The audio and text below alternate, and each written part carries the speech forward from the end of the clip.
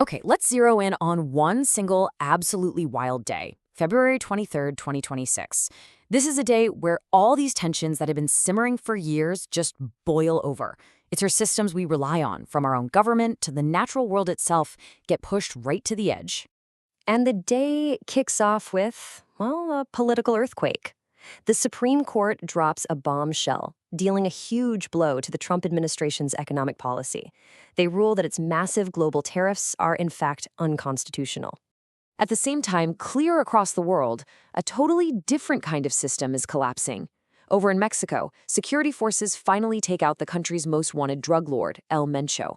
But instead of peace, it unleashes this ferocious wave of backlash and violence. And as if that wasn't enough chaos for one day, it seems like even Mother Nature is rewriting the rulebook. We're getting these bizarre reports flooding in from the North Atlantic.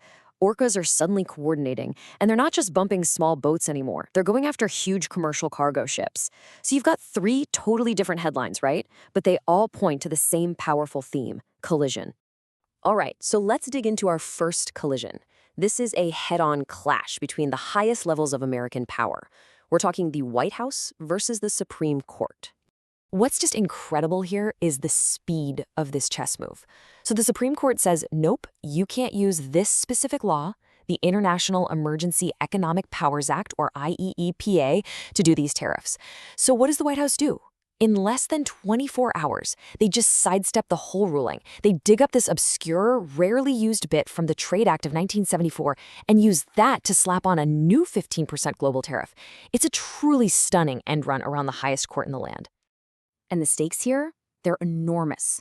This isn't just about some abstract legal argument. It's about cold, hard cash. $133 billion. The U.S. Chamber of Commerce immediately demands all that money, which has already been collected, be returned. That move alone threatens to throw the Treasury into a major crisis and sends corporations everywhere absolutely scrambling.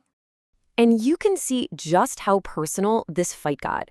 The president didn't just disagree with the legal reasoning. He went on the offensive, and he specifically targeted the very conservative justices he himself put on the court.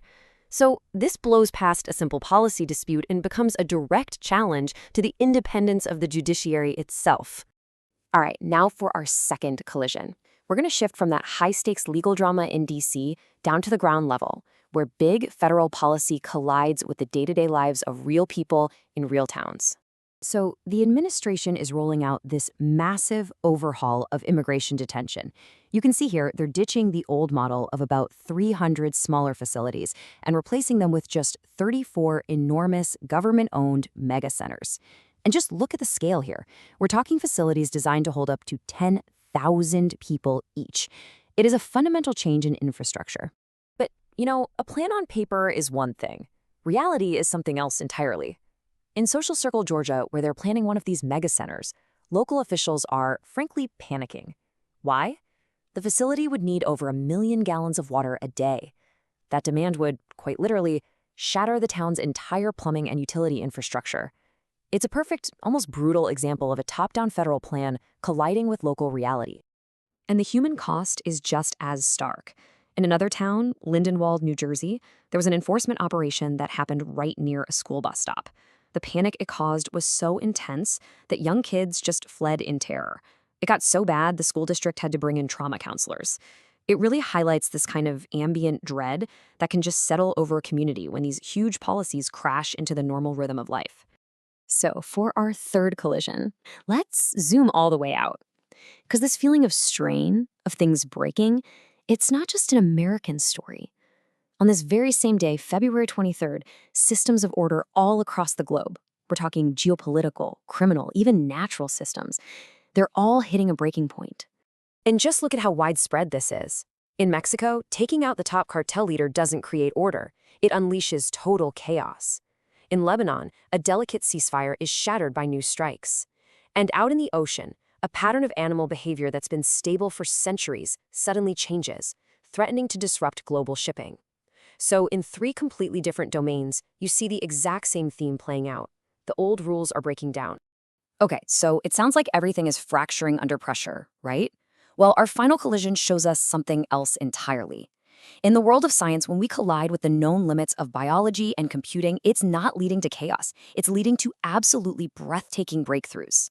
First up is a discovery that honestly sounds like it's straight out of science fiction.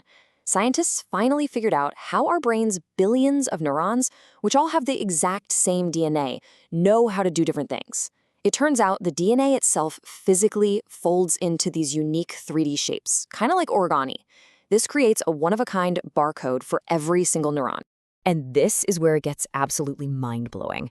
Because if you can understand how the DNA folds, well, maybe you can learn how to refold it. This cracks open the door to literally reprogramming neural circuits, which could lead to revolutionary new ways to treat some of the most complex conditions we face, like Alzheimer's, schizophrenia, and autism.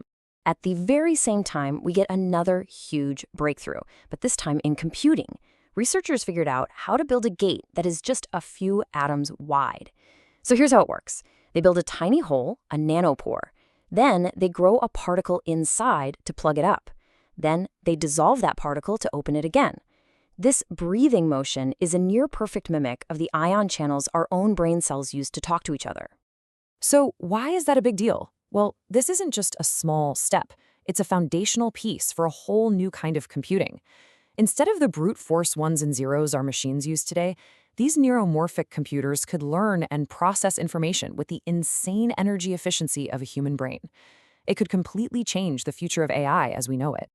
And that brings us right back to where we started on this one chaotic day, from constitutional law and global trade to immigration policy to the very behavior of orcas in the ocean. We're seeing all these systems under just immense stress.